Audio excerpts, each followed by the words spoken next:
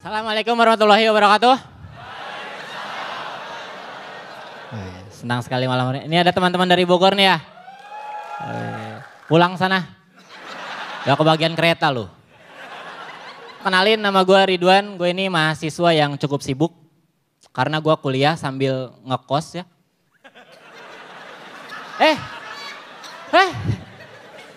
Ngekos tuh capek loh.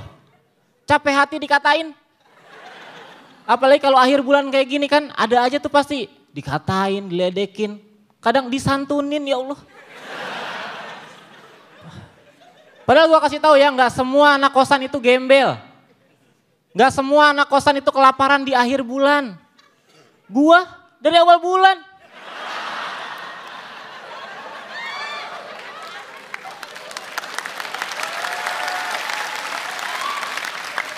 Tapi gua santai.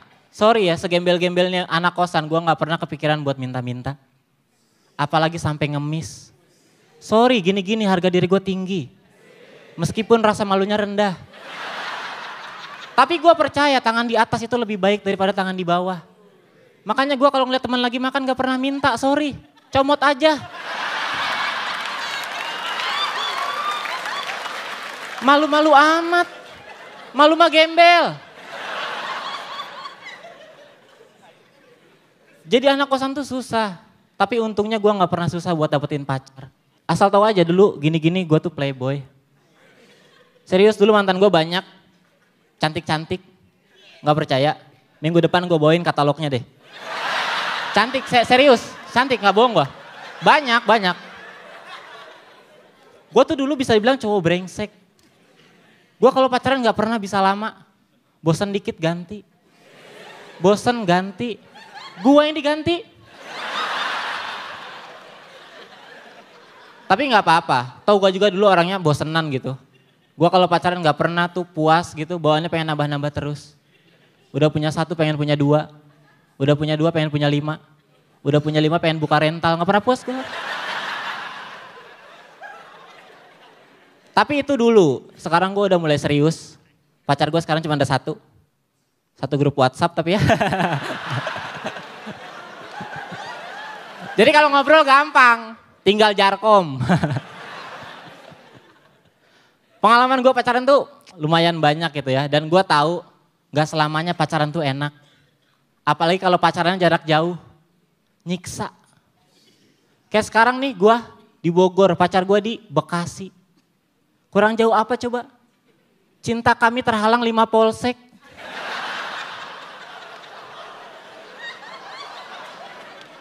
Polsek Bogor, Cibinong, Depok, Cimanggis, Kalimalang. Jadi selama pacaran duit gue bukan cuma habis di ongkos, habis ditilang.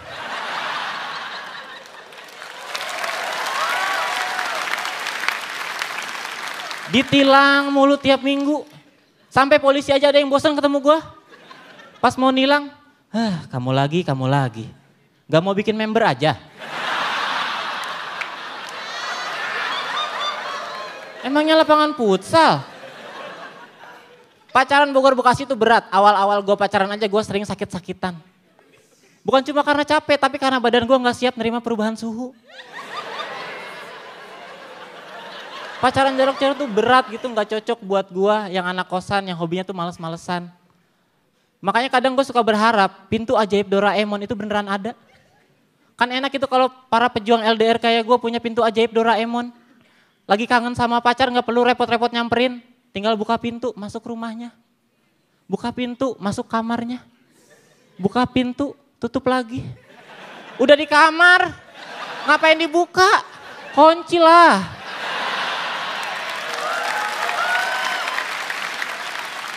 Kalau gak dikunci nanti ada yang buka dari luar. Set, kamu lagi. Gak mau bikin member aja. Nama gue Ridwan, terima kasih semuanya. Assalamualaikum warahmatullahi wabarakatuh. Ada yang suka main layangan? Banyak ya. Ada yang mau bayarin? Apaan kado beginian? Tapi waktu kecil gue memang masa-masa terindahnya salah satunya ketika gue bisa main layangan gitu. Karena buat gue tuh layangan adalah salah satu permainan tradisional yang paling bonafit ya. Modalnya gede loh. Kalau nggak percaya coba lu hitung harga layangan berapa? Paling 1.000 kan. Kita beli, kita terbangin, putus, kita kejar, ketabrak motor.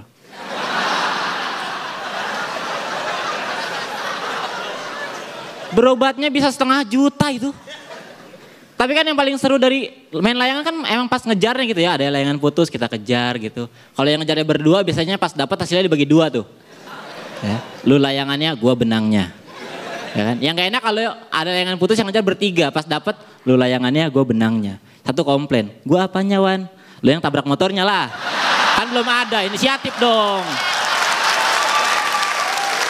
Inisiatif. Gue tuh main layangan dari kecil, dari SD, SMP, berhenti-berhenti SMA. Karena waktu di SMA, banyak cewek-cewek cantik gitu. Jadi daripada main layangan mending main cewek ya.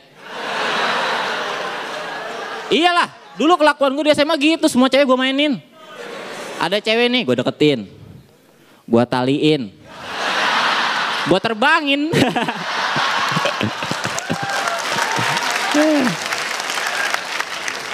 Dadah sayang. Jangan putus ya. Aku capek ketabrak motor mulu. Tapi masa-masa sekolah juga masa-masa yang indah buat gue. Gini-gini gue waktu sekolah tuh bandel banget. Tapi gara-gara gue bandel, alhamdulillah gue bisa populer di sekolah. Gue bisa punya banyak temen buat ngejar layangan. Wah, buat main. Cuma gak enaknya pas ulang tahun. Karena semua yang kenal sama gue pasti minta traktir, ya gak? Mending kalau kenalnya udah lama, udah pernah susah seneng bareng, gak apa-apa deh. Kalau misalnya gue lagi ulang tahun, kalau punya duit jangan kan traktir, traktor gue beliin. Yang ngeselin kadang ada orang baru kenal sehari 2 hari, pas gue ulang tahun ikutan minta traktir juga. Wan lagi ulang tahun ya, traktiran dong. Lah, kontribusi lu di hidup gue apa anjir?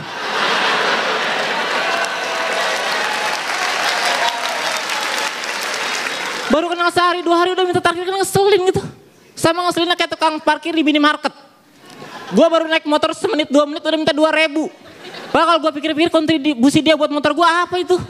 Mau motor gue ulang tahun. Terus gak enaknya lagi nih, semakin kita populer di sekolah pas ulang tahun semakin abis kita dikerjain. Kayak waktu itu gue lagi ulang tahun dilemparin telur, lemparin terigu, diolesin mentega. Ya. Gue lagi ulang tahun bukan jadi seneng malah jadi adonan. Tinggal taburin kismis, masukin ke oven, keluar-keluar jadi kue bolu gue itu. Tapi temen gue ada yang lebih parah lagi gitu, lagi ulang tahun dilemparin telur, lemparin terigu. Terus apa coba yang paling parah? Disiram pakai air comberan. Jadi pulang-pulang badan dia dekil, kotor, bau kayak orang gila tuh. Tapi gara-gara itu gue jadi curiga gitu, jangan-jangan orang gila yang sering kita lihat pinggir jalan.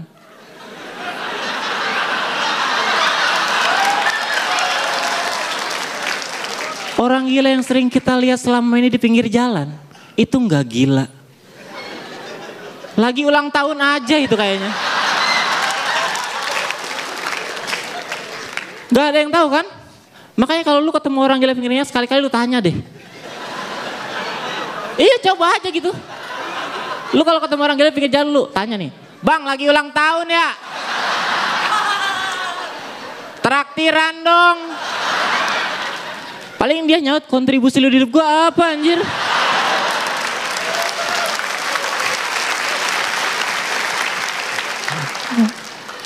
Terima kasih, gue Ridwan, selamat malam. Kamu habis main layangan tiba-tiba kamu sudah SMA. Gak terasa tapi. Assalamualaikum warahmatullahi wabarakatuh. Sebelum bahas sosial media, gue mau tahu dulu di sini yang masih aktif pakai Facebook boleh tepuk tangan? Norak lu. Kampungan. Add gue dong. Gue main juga soalnya Facebook. Karena menurut gue Facebook itu salah satu tempat terbaik buat pamer ya. Apa aja bisa dipamerin gitu. Kayak saudara gue setiap punya apapun yang baru selalu dipamerin di Facebook. Punya sepatu baru dipoto, diupload di Facebook. Punya pacar baru dipoto, diupload di Facebook. Sampai suatu hari bokapnya meninggal. Gak lama dari situ nyokapnya kawin lagi, bokap barunya diupload ke Facebook. Ya gue sih bukan apa-apa, gue cuma kasihan sama nyokapnya. Coba bayangin pas bokap barunya di-upload tiba-tiba ada yang ngedownload, janda lagi dia.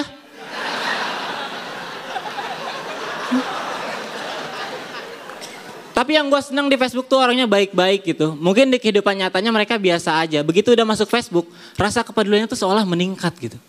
Kayak gue pernah lihat ada foto kakek-kakek lagi jual nasi uduk tengah malam sampai ketiduran. Begitu diupload di Facebook, itu yang ngedoain, nyampe ribuan. Yang beli mah gak ada itu.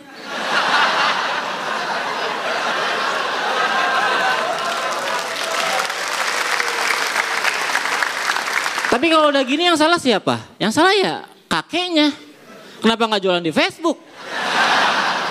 Kan dia bisa dapat lebih banyak yang doain. Tapi jujur aja gue pertama kali ngeliat foto si kakek di Facebook, respon gue biasa aja. Gue gak langsung kasihan tuh. Karena gue kan gak tahu kenyataannya gimana. Gue gak tahu dia beneran susah apa enggak. Bukannya gue curiga, tapi kan siapa tahu. Siapa tahu dia lagi ikutan acara tuker nasib.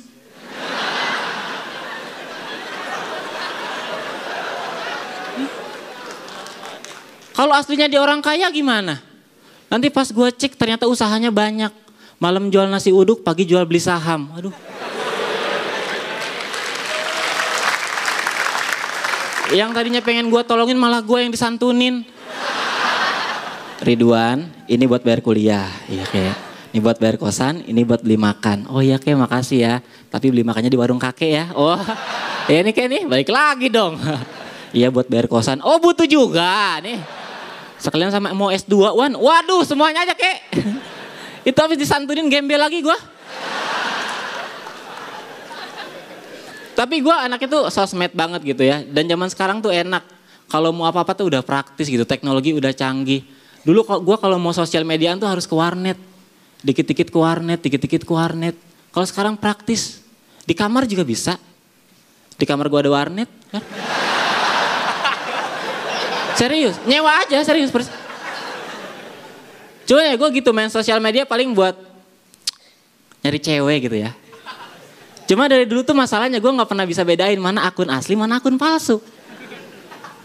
Jujur aja tahun 2012 tuh gue pernah ketipu sama cewek di Facebook. Gue kenalan sama dia, gue liatin foto-fotonya. Sempurna. Begitu lihat aslinya, semrawut. Lihat foto-fotonya sempurna gitu, hidungnya mancung, giginya gingsul, dadanya berontak, sempurna banget.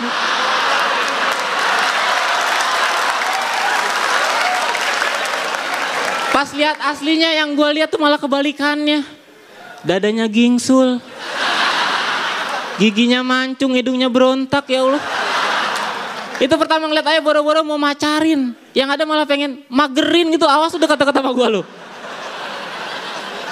Awas lu. Gue taburin garam nih.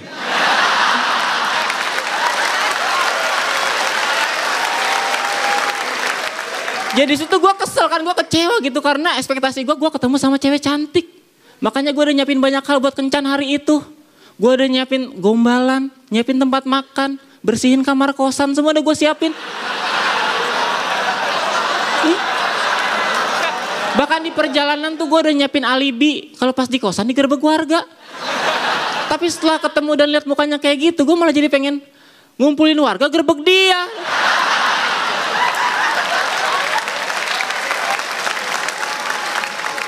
Kesel loh itu gue. Cuman ya pengalaman pacaran gue pengalaman kenalan gue di Facebook tuh nggak selamanya suwe gitu. Ada juga yang hoki.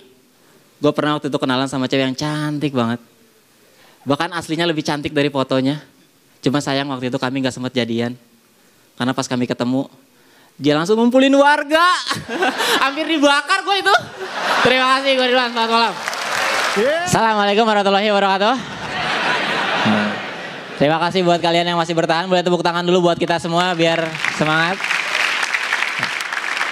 Berkat stand up komedi, gue bukan cuma bisa jadi populer tapi bisa punya penghasilan ya. Alhamdulillah gitu. Dulu gue kalau mau makan tuh selalu minta orang tua. Kalau sekarang sih minta tetangga lah. Kan ngekos. Tapi jujur aja waktu kecil tuh gue gak pernah kepikiran buat jadi stand up komedian. Dulu cita-cita gue pengennya jadi penyanyi. Cuma gak gue terusin. Karena gue sadar diri lah. Suara gue ini terlalu berbahaya. Jangankan buat nyanyi, celangap aja nyamuk lewat mati. Gue pernah nyoba nyanyi di kamar mandi, baru 1 bait ubin retak. Nyanyi 2 bait tembok retak. Nyanyi selagu full denger kabar tetangga gue suami istri, hubungannya retak. Kan bahaya ya, gara-gara gue anaknya broken home itu. Tapi jadi populer susah gitu, karena untuk mencapai popularitas kan dibutuhkan karya-karya yang berkualitas, benar gak? Cuma aneh zaman sekarang tuh banyak orang terkenal, padahal pas kita lihat karyanya biasa aja. Contohnya mohon maaf nih, Yonglek.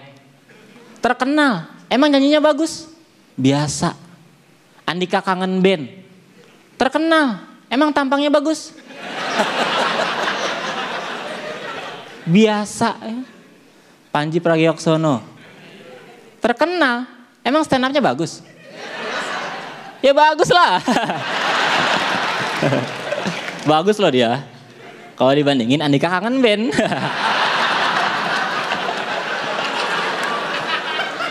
Itu juga karena Andika nggak stand up ya.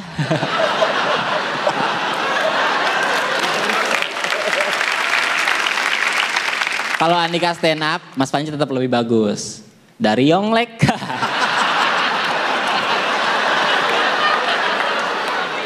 Peace bang, bercanda bang. Bang, makan bang? Waduh.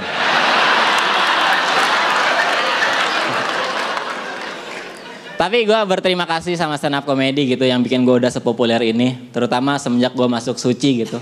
Orang tua gue pada bangga, tiap gue mau tayang di TV nyokap gue selalu promosiin gue ke tetangga-tetangga tuh. Kalau pagi-pagi ada yang lewat suka dipanggilin sama nyokap gue.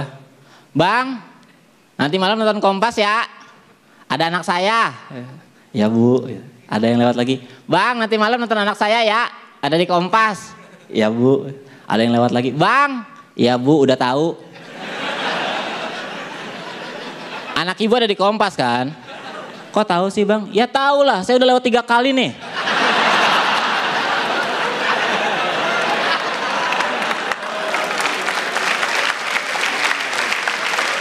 Itu baru nyokap, bokap gue juga sama suka promosiin gue di mana-mana. Cuma caranya beda, lebih smooth.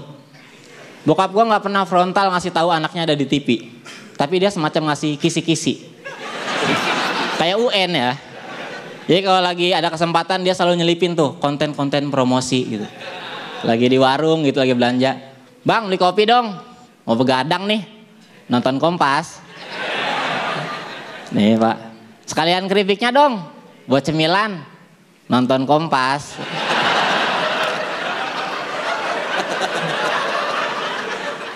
Cuma sayangnya si tukang warung ini gak peka-peka kalau bokap gue lagi promosi.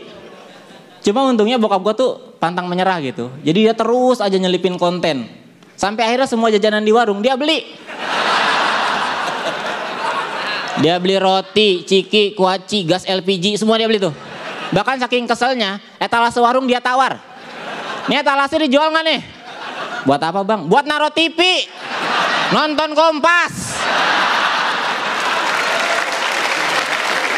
Pak Ridwan, terima kasih. Assalamualaikum warahmatullahi wabarakatuh.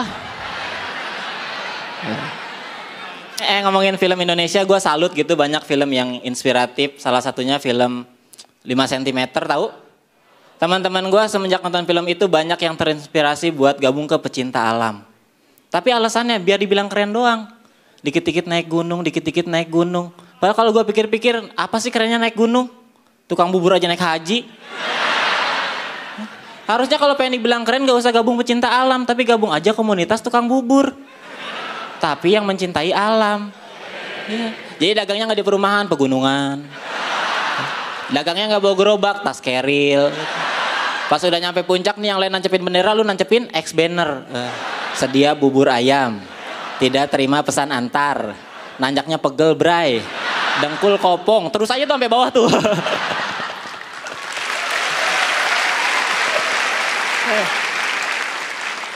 Gue seneng nonton film Indonesia gitu karena gue nggak suka film luar negeri. Adegan di film luar negeri tuh banyak yang gak relate sama kehidupan gue di sini gitu. Misalnya kayak film Alien. Di luar negeri alien keren gitu, datang ke bumi dikejar-kejar FBI, perang antar galaksi, keren. Coba kalau mainnya di kampung gua di Bogor. Kejadiannya nggak gitu tuh. Ada UFO nih, bawa alien, turun di Bogor. Yang ngejar bukan FBI, supir angkot. Udah gitu ngejarnya sambil marah-marah lagi. Transportasi online apa lagi nih?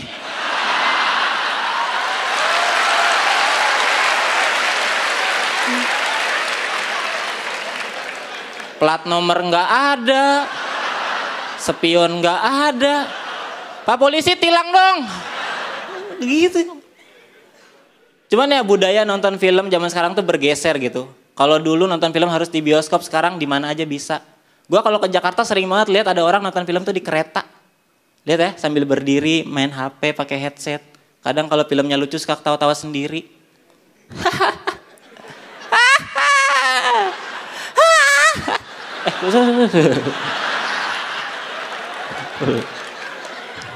Lagi nonton Warkop Reborn. Om Indro jadi minion.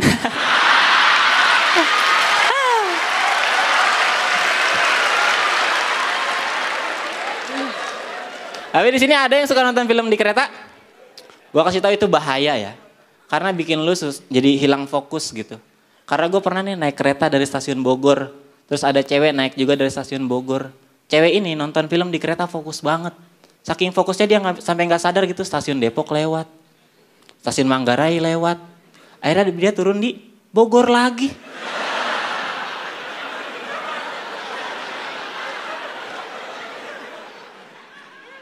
Kan kasihan ya, gara-gara nonton film jadi balik lagi ke Bogor. Tapi yang lebih kasihan gua. Gara-gara nontonin dia nonton.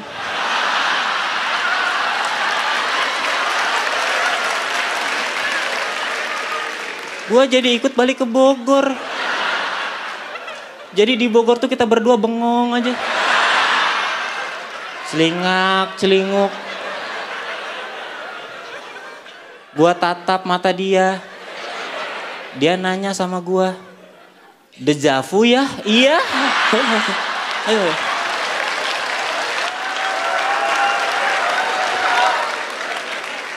Gue sih jujur aja udah jarang nonton film di bioskop gitu karena nggak asik.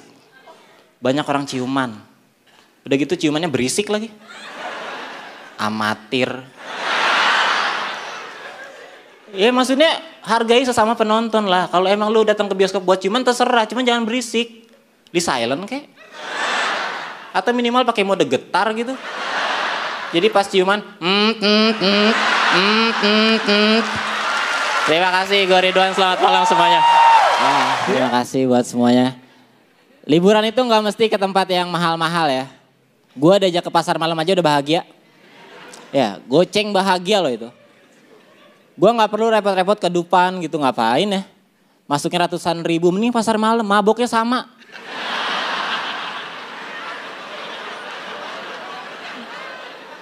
Lagian kalau di Dufan tuh nggak asik, kita dihibur sama mesin gitu. Kalau di pasar malam enak, wahana-wahananya dikerjain sama mamang-mamangnya langsung gitu. Kayak misalnya ini nih.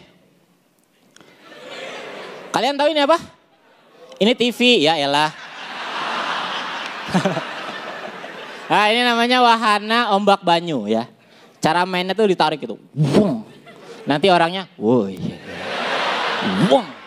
Woi. Wung, mamang yang ikut.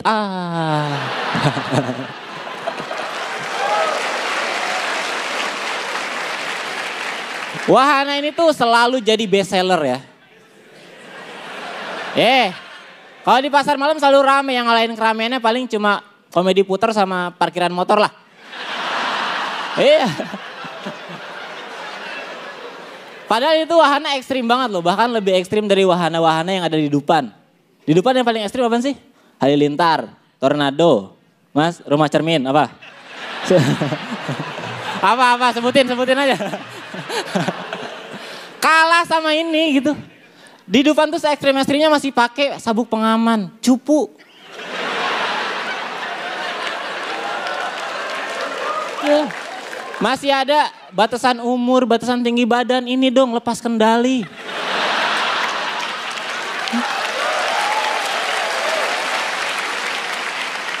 Di wahana ini berapapun umurnya punya kesempatan buat meninggal ya.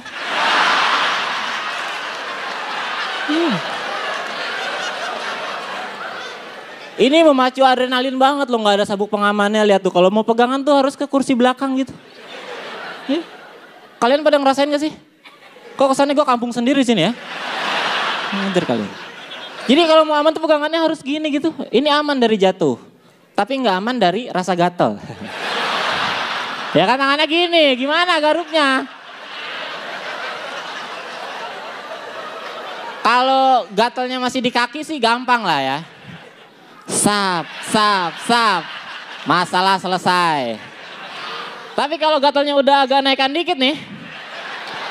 Ini bingung nih mau ngapain nih. Aduh.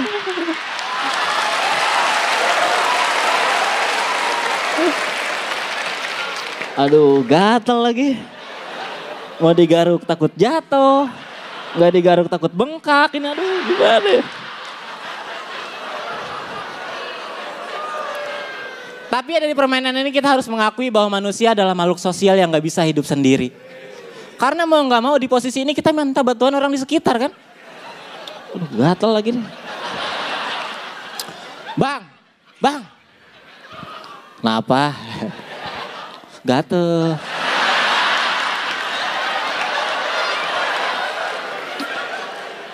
Garukin dong. Please. Oh, tahan ya. Sap.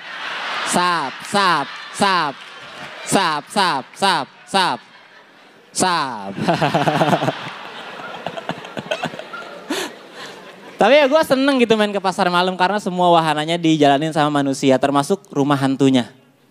Makanya rumah hantu di pasar malam tuh unik, setannya manusiawi. Cuma saran aja kalau mau ke rumah hantu di pasar malam jangan kemalaman, nanti kayak gue begitu masuk setan-setannya udah pada males jadi setan. Udah ada yang duduk-duduk, udah ada yang rebahan. Bahkan di pojokan gue lihat waktu itu ada yang udah bawa nasi kotak yo. Baju putih-putih, bawa nasi kotak, gue teriakin aja, pulang demo bang.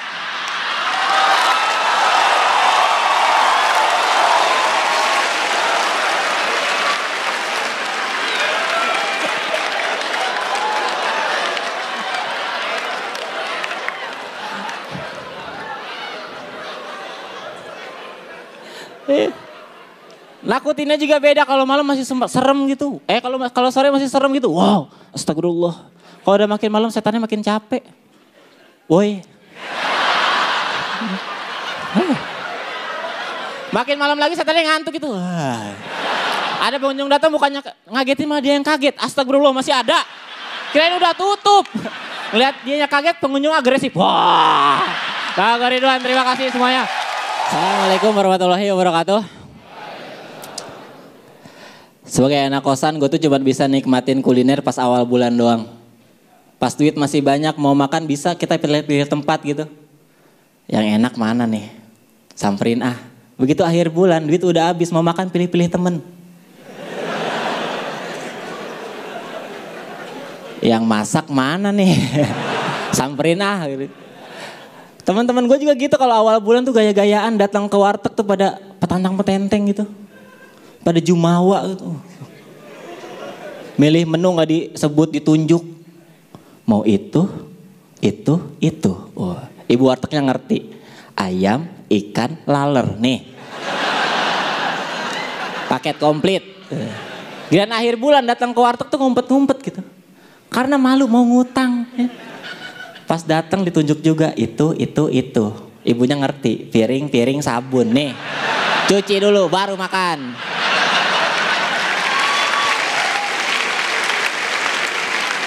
Tapi ya mungkin hampir semua anak kosan tuh kayak gitu ya. Gue juga sama. Awal bulan tuh makanan masih mewah-mewah. Begitu akhir bulan renyah-renyah. Gitu.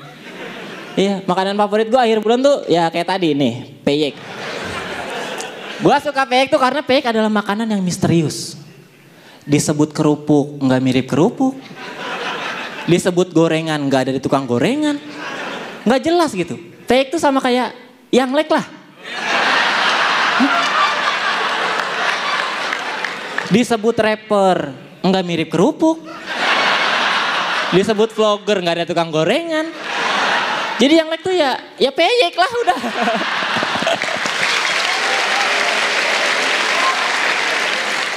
Tapi seperti yang kalian lihat badan gue tuh kurus gitu, nggak ada yang percaya gue suka makan.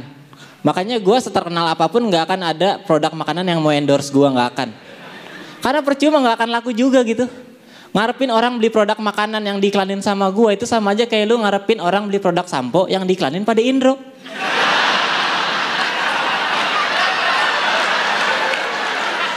Nggak bakal laku. Kecuali samponya sampo motor.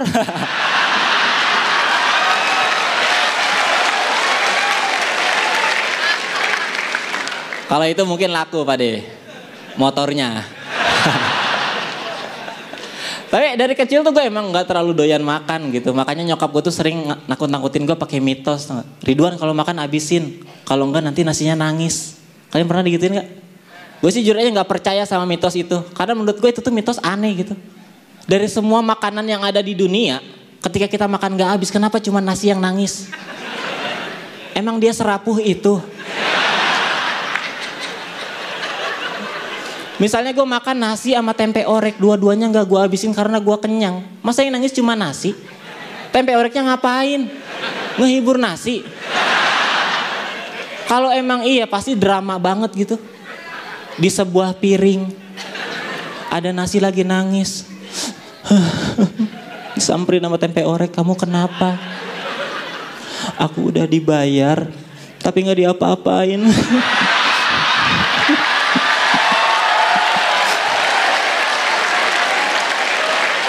Terus kata tempenya, udah jangan nangis, sini bersandar di bahu aku biar tenang. Nggak mau, banyak kecapnya, wah drama gitu. Tapi untungnya ya, mitos nasi nangis itu nggak beneran terjadi gitu. Kalau beneran terjadi, gue takutnya terjadi kesenjangan di antara para nasi. Yang kasihan tuh nasi di rumah makan Padang. Coba bayangin kalau ada orang makan di sana, terus nggak habis, terus nasinya nangis. Siapa yang mau ngehibur nasi di sana? Tempe orek nggak ada. Di rumah makan Padang gak ada makanan sebaik tempe orek.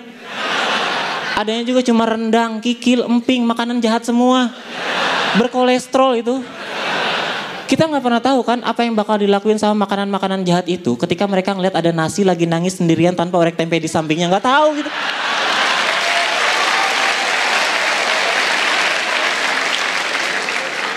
Mungkin bisa jadi gitu, bukannya dihibur malah diledekin. Ada nasi lagi nangis. Dari jauh rendangnya nyamperin. Ya elah, gitu aja nangis.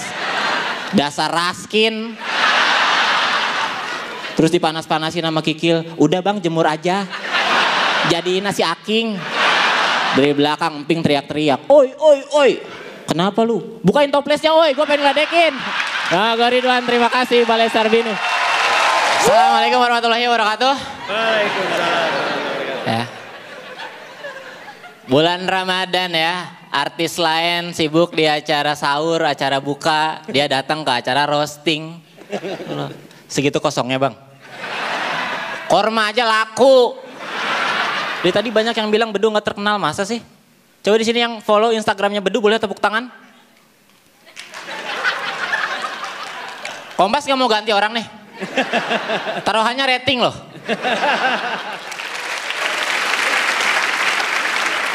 Tapi wajar ya kalau misalnya Bedu tuh gak terkenal gitu. Karena dia tuh artis yang serba nanggung. Karirnya di dunia lawak tuh biasa aja gitu. Dibilang lucu banget, enggak. Dibilang enggak lucu banget.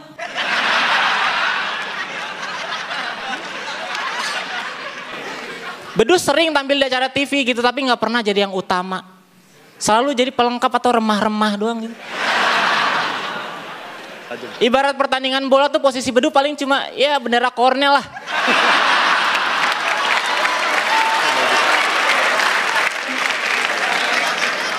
Bedu sering tampil di acara TV gitu, di acara-acara kuis. Ya. Dari kuis yang hadiahnya jutaan rupiah sampai kuis yang gak ada faedahnya kayak tempat calontong ikutan ya. Kuis apa ini? Kuis tuh raja kuis gitu. Gue yakin Suci 7 nih kalau konsepnya kuis ikutan dia. Tapi jujur ya, gue tuh sirik sama Bedu karena dia punya anak yang lucu-lucu banget nih, ada fotonya. Oh ya, gokil. Ini anak kandung bang.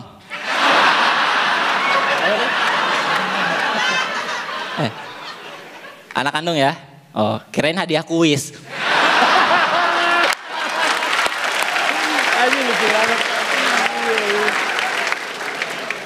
Tapi ya gue salut gitu sama Bedu, dia tuh artis yang ramah gitu, gak pernah sombong, apalagi di sosial media ya.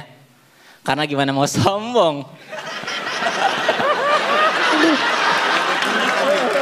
Follower Instagramnya cuma 14.000, dia berkarya 20 tahun loh. Berarti selama setahun gak ngumpulin 1.000 amat itu.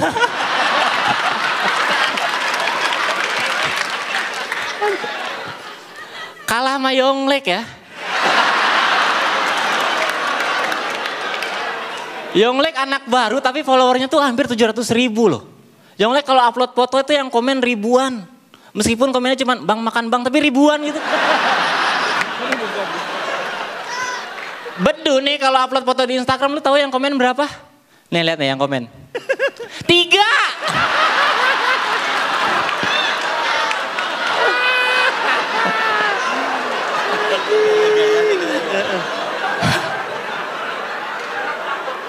Yang komen cuma 3 ya Allah. Jari aja 10 bang.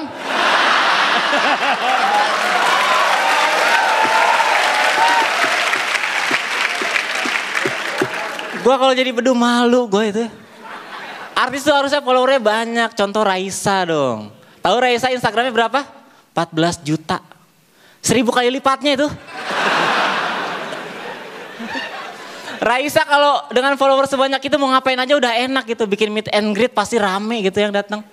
Bedu kalau bikin meet and greet yang datang mau berapa? 3 orang yang komen tadi. Meet and greet 3 orang mau ngapain? Ngadu futsal aja kurang.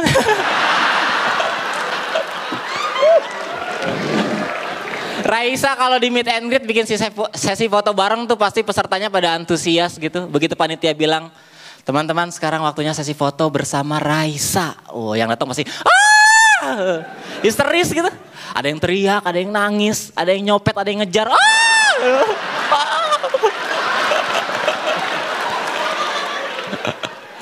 Saking excitednya gitu. Coba kalau Bedu yang bikin acaranya. Teman-teman sekarang sesi foto bersama Bedu.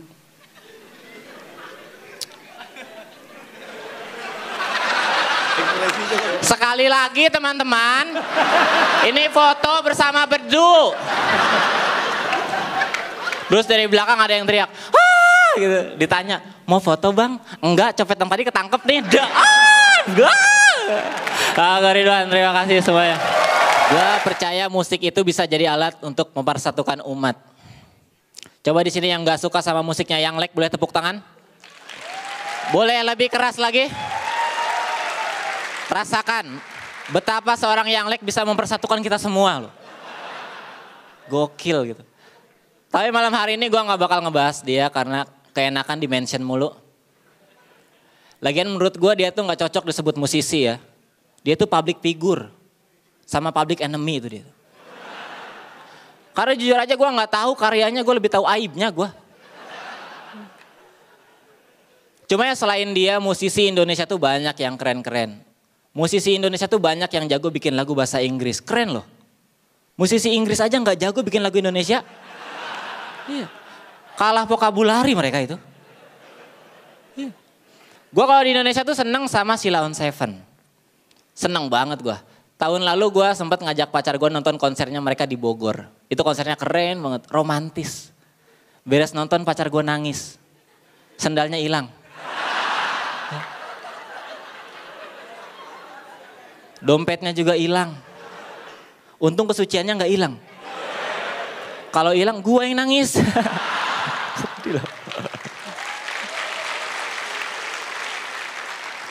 Tapi gue seneng Sheila on 7 gitu dari kecil. Karena aksi panggungnya tuh asik, energik gitu. Lihat Duta kalau lagi nyanyi deh. Ku petik bintang, asik gitu. Untuk kau simpan. Energik gitu, cahayanya tenang. Padahal masih cek sound itu. Iya.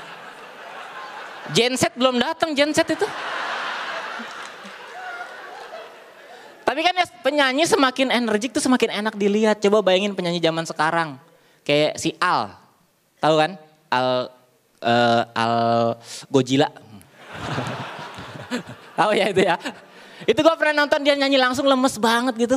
Tembak tidak ya. Tembak tidak ya. Kayak kurang imun tuh. Untungnya dia tuh nyanyi lagu pop gitu. Coba kalau nyanyi lagu dangdut kan males yang lihat penyanyi dangdut lemes. Buka Siti Jos. Buka Siti Jos. Yang nonton juga bingung, sawer enggak ya, sawer enggak ya. Gue nih seneng dangdut gitu, tapi kalau disuruh nonton, waduh kesebut kan. Kalau disuruh nonton dia nyanyi dangdut lemes-lemes gitu, gue kalau nyawer gak bakal ngasih duit, ngasih vitamin. Sama ngasih tahu Kalau sakit nggak usah kerja. Istirahat. Bapak kamu kan masih kaya. Kaya nggak sih?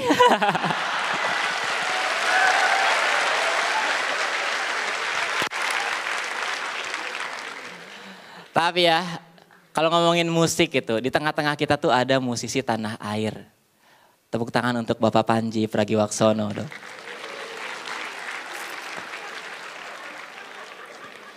Ada yang hafal lagunya? Tapi buat yang nggak tahu, Panji ini selain stand up comedian dia juga nge-rap. Dan jejaknya diikutin sama stand up comedian lain. Kemal Falepi, tahu? Kemal tuh dulu stand up comedian, sekarang nge-rap. Ngerepotin yang nonton dia. Jujur ya, dulu gue kalau nonton Kemal stand up tuh gue diem. Begitu nonton dia nge-rap gue ketawa loh. Apaan nih? Sampah.